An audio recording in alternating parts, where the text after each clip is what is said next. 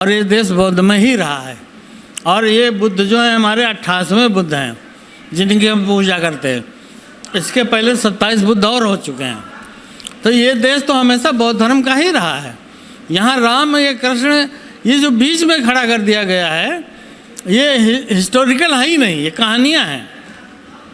यानी कि जो ये किताबें हैं, ये रामायण है, ये सब काल्पनिक है। काल्पनिक है, ये पिक्चर है जैसा फिल्में बनती हैं। नमस्कार, मैं एकता और आप देख रहे हैं हंगामा टाइम्स न्यूज़। आज साधना बौद्ध बिहार में मौजूद है, जहां भगवान बौद्ध की जयंती का सेलिब्रेशन यानी कि बहुत उत्सव है और धूमधाम से मनाया जा रहा है। सबसे ज़रूरी बात यह है कि यहाँ पर ज़रूरी है, जो बौद्ध प्रेमी है उनके लिए 1 मई से लेकर 10 मई बहुत इंपॉर्टेंट है, बहुत महत्वपूर्ण होती है। और ये धूमधाम से जयंती रही, इस पर विशेष क्या रहा, किस तरह से आज का कार्यक्रम संपन्न हुआ है, ये भी जानते हैं। BD भारती जी हमारे साथ है। सर, एक विशेष कार्यक्रम मैं देख रही हूँ यहाँ पर उत्सव के साथ मनाया जा रहा है बुद्ध जयंती।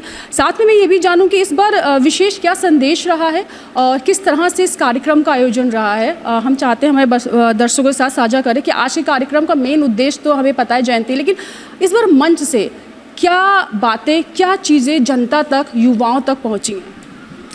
देखिए, हमारे बुद्ध विहार का उद्देश्य या ये बुद्ध विहार में जो भी आए वक्ता, मुख्य अतिथि लोग, उनका सबका एक ही संदेश है कि हमारे देश को वैज्ञानिक तौर पर शिक्षित किया जाए और इस देश को फिर से बौद्धमय बनाया जाए। जो भगवान बुद्ध के संदेश हैं जो दुनिया भर में फैले हैं वो भारत में फैलाए जाएं। यही हमारा उद्देश्य आज के कार्यक्रम का।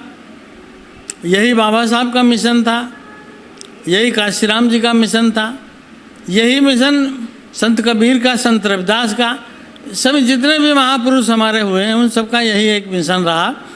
उसी मिशन का एक छोटी सी इकाई ये बुद्ध विहार है। तो हमारा भी यहाँ से यही संदेश है, सभी लोगों ने यही संदेश दिया कि भारत को बौद्ध में बनाया जाए, इस देश को फिर से महान देश बनाया जाए और गौरवमयी इतिहास इसका जो है, ये जो विश्व गुरु रहा है तो इसको विश्व गुरु की उपाधि मिले, वास्तव में मिले, यही हमारा उद्देश्य है। सर, मैंने देखा कि यहाँ महिलाओं के साथ साथ युवाओं की, बच्चियों की बहुत भीड़ थी और वह उत्साह के साथ आज इस कार्यक्रम का आनंद भी ले रही थी, कुछ सीख भी रही थी।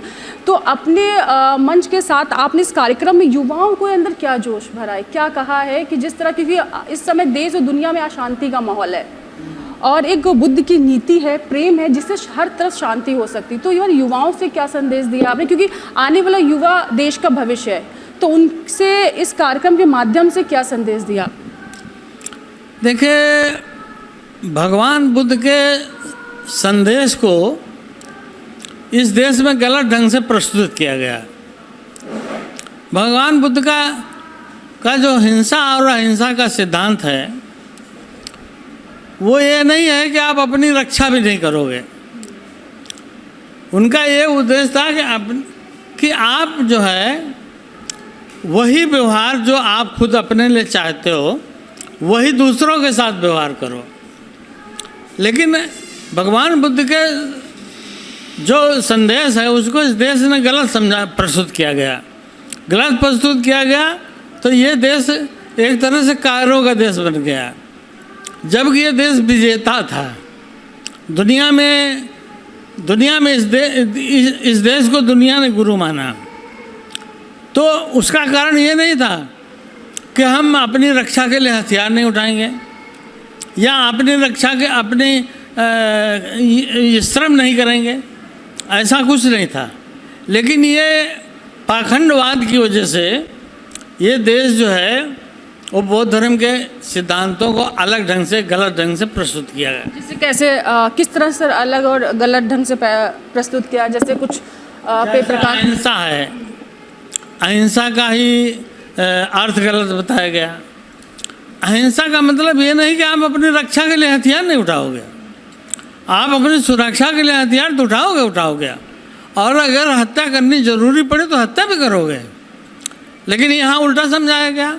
यहाँ ये समझाया गया कि एक गाल पे अगर चाटा मारा जाए तो दूसरा गाल भी कर दो। तो गांधी जी ने सिखाया ना। तो गलत प्रस्तुति की गई ना। जो भगवान बुद्ध का सिद्धांत था वो ये थोड़े सिद्धांत था। उन्होंने अलग सोचा था और गांधी जी का ये सिद्धांत था कि कहीं ना कहीं अगर आपके एक गाल पे कोई तमाचा मारता है तो उसको मौका दीजिए, वो खुद शर्मिंदा हो जाए, ये चला जाए, विवाद ना बढ़े। नहीं, वो सिद्धांत को ही गलत प्रस्तुत किया। हम लोग इस मामले में महात्मा गांधी के समर्थक नहीं हैं। हम लोग जो है महात्मा गांधी के सिद्धांत को नहीं मानते हैं। हमारा ये है कि अगर हमारी सुरक्षा को खतरा है तो हम हथियार उठाएंगे, हम लड़ेंगे। और जितने भी बौद्ध देश हैं वो अपनी सुरक्षा के लिए लड़ते हैं। केवल इस भारत में सिखाया गया है कि आप पाखंडियों का पूजा पाठ करो जा करके, तंत्र मंत्र जंत्र ये उल्टा सीधा यहाँ सब पढ़ाया गया है कि कोई एक ऊपर बैठा हुआ ईश्वर है जो सबकी सुरक्षा कर रहा है, जबकि ऐसा नहीं है। बुद्ध ने कहा कि कोई ईश्वर नाम की कोई सत्ता ऐसी नहीं है, ईश्वर नाम की कोई सत्ता नहीं है जो बैठ के सारी दुनिया को चला रही है। यानी कि मूर्ति पूजन के खिलाफ हैं। मूर्ति पूजन आप खिलाफ हैं, मतलब मूर्ति पूजन नहीं होना। नहीं, देखिए मूर्ति पूजा का मतलब क्या है? मूर्ति पूजा का मतलब ये नहीं है कि आप मूर्ति की पूजा कर लो, ये सोच लो कि सब मूर्ति हमारी सुरक्षा करेगी। यहाँ मूर्ति पूजा का मतलब है कि वो मूर्ति जो हमने जिसकी रखी है, प्रतीक है, उसके सिद्धांत क्या हैं, उसका पालन हमें करना है। बौद्ध धर्म भगवान बुद्ध के पांच शीलों का पालन हमें करना है। बाबा साहब ने जो 22 प्रतिज्ञाएँ की हैं उसका हमें पालन करना है। ये नहीं करना है कि हम मूर्ति के सामने हाथ जोड़े खड़े हो गए कि अब तो आप ही रक्षा करोगे मेरी, ये नहीं है। तो ये फ़र्क है उसमें, हमारी मूर्ति पूजा में और जो हिंदू धर्म की मूर्ति पूजा है मानो वो, उस मूर्ति पूजा में फ़र्क है। हम मूर्ति पूजक नहीं हैं। हम मूर्ति इसलिए स्थापित करते हैं कि हम पहचान तो सकें कि हमारा महापुरुष था कौन, बाबा साहब कैसे थे, बुद्ध कैसे थे। ये मूर्ति के पीछे ये विशेषता है। अगर आप बात करें हम लखनऊ की या उत्तर प्रदेश की, तो हम बहुत गौरव अपने महसूस करते हैं क्योंकि हमने वो संजो के रखा है बौद्ध को। चाहे कुशीनगर हो, जहाँ पर आप देख सकते हो कितना खूबसूरत लोग जाते हैं दर्शन करने, उनके सिद्धांतों को और उनकी चीज़ों को सीखते हैं। किस तरह देखते हैं उत्तर प्रदेश में बौद्ध प्रेम? देखिए, कुशीनगर है, श्रावस्ती है, संकिसा है, ये हमारे उत्तर प्रदेश के स्थान हैं जहाँ पर अगर आप जाएं तो आपको बहुत सारे बुद्ध विहार विदेशी लोगों ने बना के रखे हैं। आप बिहार में जाइए तो बोध गया है, राजगिरी है, ये सब बिहार में आते थे। तो उन स्थानों को, या हमारा जैसा आप जो है सारनाथ है रस का, तो ऐसी जगहों पर अगर आप जाएंगे तो बौद्ध धर्म को आप जो है पाएंगे कि हाँ ये बौद्ध धर्म क्या है। लखनऊ जैसी जगह पर तो आप यहाँ पर अगर मेरे ख्याल से 10-12 बुद्ध विहार होंगे लखनऊ में, इससे ज़्यादा बुद्ध विहार नहीं है। राजधानी है, राजधानी में पढ़े लिखे लोग मौज मस्ती में ज़्यादा हैं, काम में विश्वास नहीं करते हैं, बस। तो ये फ़र्क है, वरना ये है कि भाई हम लोग लगे हुए हैं, हम लोग काम कर रहे हैं। कि पार्टियां आज चाहे बौद्ध जयंती हो या फिर बाबा साहेब की जयंती हो, धूमधाम से मनाती हैं। पूरा लखनऊ एक तरफ एक त्यौहार के रूप में दिखता है। तो और जहां आप कह रहे हैं कि ऐसा कुछ नहीं, लेकिन आप जब निकलते हो आप भी देखते हो लोग आपको विश करते हो, फ़ोन करते हो, हर तरफ भीड़ रहती है। और राजनीति से लेकर आम इंसान तक भगवान को, बौद्ध को और बाबा साहेब को उस तरह ही प्रेम करता है। देखिए, राजनीति करने वाले लोग, उनका अपना स्वार्थ है। उनको दिखाई पड़ रहा है कि ये समाज जग रहा है और ये संगठित हो रहा है, शिक्षित हो रहा है, तो इसके पास वोट है। तो उस वोट बैंक की वजह से राजनीति के लोग इसको मान रहे हैं, अन्यथा कोई मन से थोड़ी मान रहे हैं। दिल से उनका वो नहीं है, वो उनके पीछे वोट की राजनीति है और कुछ नहीं है। और जो जनता के बीच में जो जाती है, जो मनाती है बाबा साहब या बौद्ध, जनता के बीच में जब कार्यक्रम होगा, जनता जाएगी तो फर्क तो पड़ेगा, जनता पर असर तो पड़ेगा, वो तो स्वाभाविक है। कैसे देखते हैं सर इस समय भारत में भगवान बौद्ध या भीमराव अंबेडकर जी का जो महत्व है युवाओं में या लोगों में, किस तरह देखते हैं? बदलते भारत में किस तरह से देखते हैं इस समय जो महत्वपूर्ण जो ये दो पुरुष हैं उनके बारे में, सिद्धांतों के बारे में? देखिए, बेशक बौद्ध धर्म और बाबा साहब का प्रचार बहुत हो रहा है और गांव-गांव में लोग जो है, गांव-गांव में लोग इससे प्रभावित हो रहे हैं। हमारा गांव, हमारा देश बदल रहा है, लेकिन अभी भी राजनीतिक सत्ता से हमारा समाज बहुत दूर है। अभी वहाँ तक नहीं पहुँच पाएगा। कारण ये है कि ये अनुशासनहीन समाज है। इस समाज के अंदर अनुशासन है नहीं, नेता हैं, भाषणबाज हैं, काम करने वाले लोग हैं नहीं। भाषण देंगे, दूसरे को उपदेश देंगे, खुद पालन नहीं करेंगे। तो जब तक खुद पालन नहीं करेंगे तब तक कैसे सत्ता पर पहुंच पाएंगे? आप चाहते हैं आपका ही कोई प्रतिनिधि सत्ता तक पहुंचे और ये बदलाव लेकर आए, या बहुत से पहले थे भी सर? जी, देखिए, ये तो बाबा साहब की इच्छा थी कि हम राजनीतिक ये जो सत्ता की चाबी जो है सभी तालों खोल सकती है। अगर हमारा समाज सत्ता तक पहुंच जाए तो इसके हाथ में सारी चाबियां आ जाएंगी। ये जैसे आज जैसे मान लीजिए आप अयोध्या का देख लीजिए, या आपका बनारस का देख लीजिए।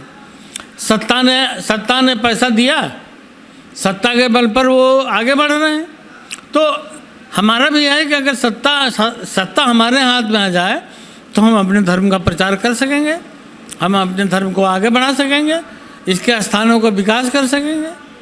हालांकि राजनीतिक स्वार्थ के कारण भाजपा भी कर रही है, कुछ स्थानों को भाजपा भी डेवलप कर रही है, ऐसा नहीं है कि भाजपा नहीं कर रही है, लेकिन उसके पीछे राजनीतिक स्वार्थ है। और जैसे उनका स्वार्थ हल हो जाता है वो किनारे हो जाते हैं। लेकिन आपके यहाँ समान शिक्षा और समान स्वास्थ्य की सेवाएं तो मिलती हैं सर? देखिए, समान शिक्षा तो नहीं है अभी हमारे देश में। हमारे देश में समान शिक्षा नहीं है, क्योंकि गरीब का बच्चा प्राइमरी स्कूल में पढ़ रहा है, अमीर का बच्चा मॉन्टेसरी स्कूल में पढ़ रहा है, अंग्रेजी स्कूल में पढ़ रहा है।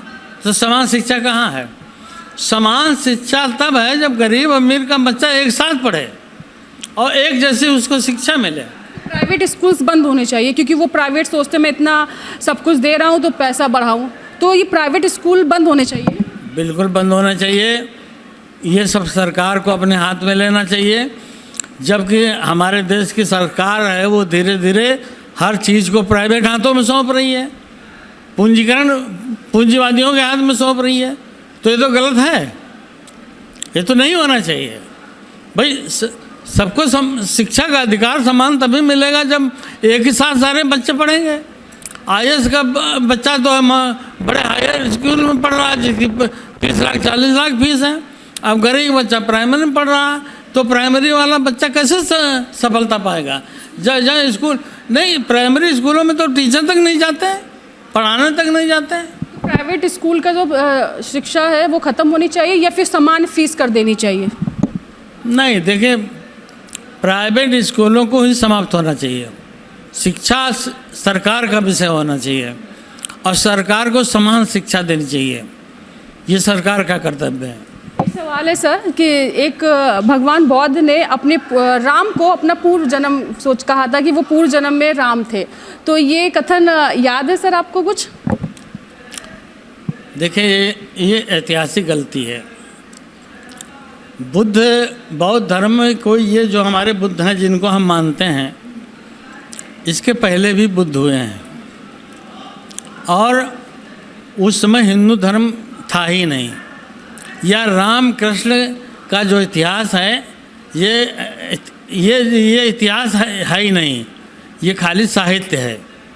आप कहना चाहते हैं कि राम या कृष्ण जैसा कोई व्यक्ति ऐसा कुछ था ही नहीं। हाँ। ये कभी है ही नहीं, ये लोग ना। काल्पनिक कह रहे हैं। काल्पनिक है, ये सिर्फ पिक्चर की कहानियाँ हैं, हुई कहानियाँ हैं, इस तरह का कोई नहीं। हमारा प्राचीन समय से बौद्ध धर्म ही रहा है और ये देश बौद्ध में ही रहा है। और ये बुद्ध जो है हमारे 28वें बुद्ध हैं जिनकी हम पूजा करते हैं। इसके पहले 27 बुद्ध और हो चुके हैं। तो ये देश तो हमेशा बौद्ध धर्म का ही रहा है।